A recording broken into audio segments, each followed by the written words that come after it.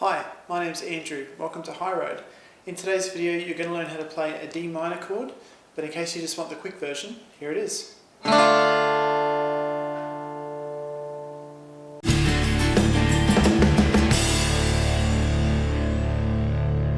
Alright, in case you want to jump ahead, this video is going to cover the following 4 topics.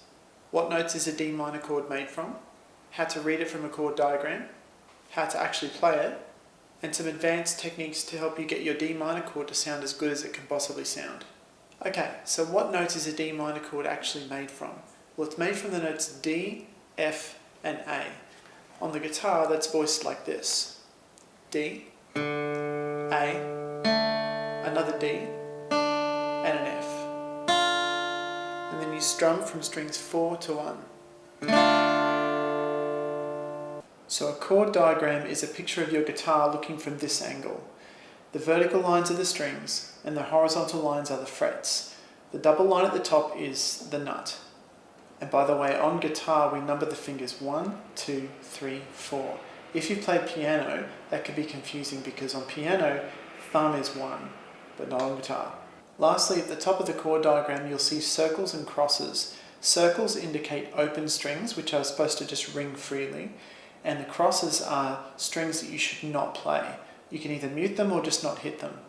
Now when you're interpreting a chord diagram, you've got to learn how to flip that image around in your mind the way you see it when you're playing. So this is what you see on the diagram, but this is what you see when you look down at your guitar. So you have to learn to actually flip that around mentally, and you'll get the hang of it pretty quickly.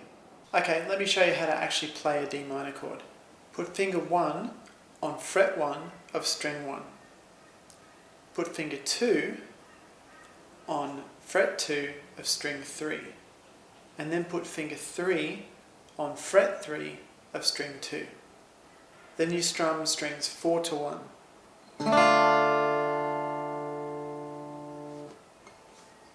Let's talk a little bit about strings 5 and 6 here. Now on the chord diagram that I've just shown you, strings 5 and 6 both had X's above them, which means don't play. However, on some chord diagrams, you may find that string 5 has a circle above it, which means open. That's because string 5 could be considered as an optional note because it's an A. And as you know, we already have an A in the chord. So this A on the 5th string is compatible with D minor, but a D minor chord will always sound best when the lowest note of the chord is a D. So when we have just strings 4 to 1, that's the purest voicing we could have for D minor. When we play strings 5 to 1, it changes the colour, changes the sound of the chord a bit. String 6, on the other hand, really doesn't belong in a D minor chord. That's because string 6 is an E, and there's not supposed to be any E's in a D minor chord. Here's D minor with a D on the bottom. Here's D minor with an A on the bottom. And here's D minor with an E on the bottom. Hopefully you can hear that that one does not sound like it belongs in the chord.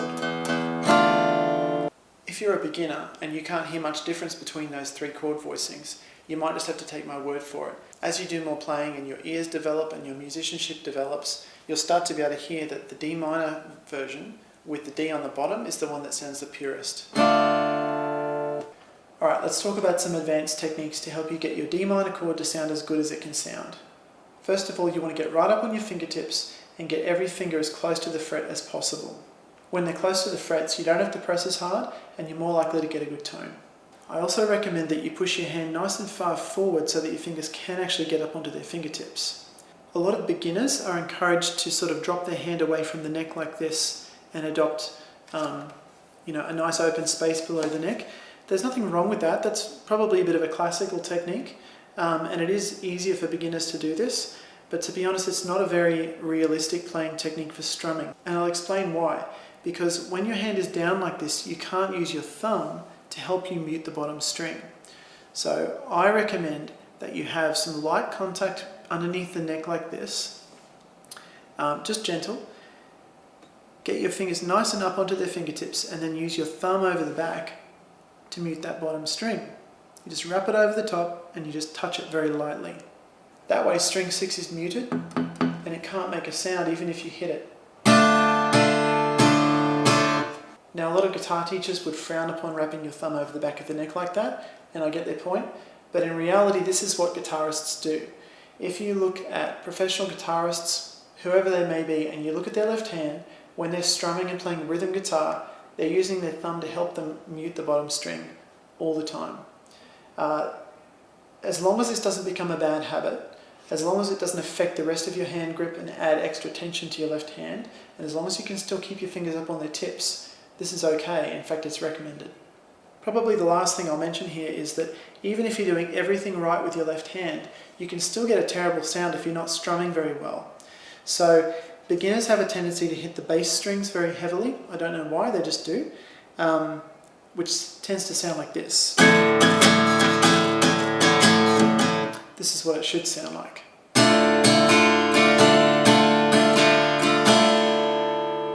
So I recommend that you avoid strumming from the elbow, which creates a slicing motion, because when you do that you tend to hit the bass strings very heavily.